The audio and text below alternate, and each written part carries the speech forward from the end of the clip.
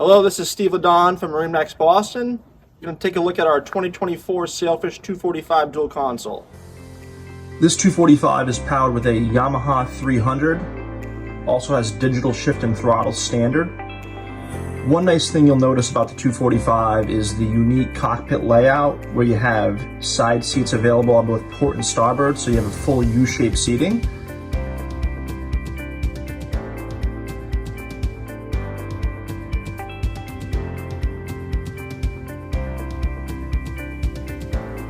The port side lounger is multi-position, can be laid all the way down and utilized as a nice bench. Great for when the family wants to get out of the sun. Everybody has a seat. On the port side, you'll notice we also have a large pump-out head, freshwater flush with a sink. The helm area is nicely appointed with a 12-inch Garmin, power steering, digital shift and throttle. Everything is laid out as it should be.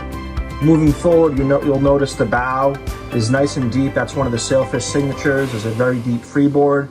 So when the young kids are sitting up front where everybody wants to be, you can ensure they'll have a nice, safe, comfortable ride. For more information on this boat, please contact me at 774-991-3880.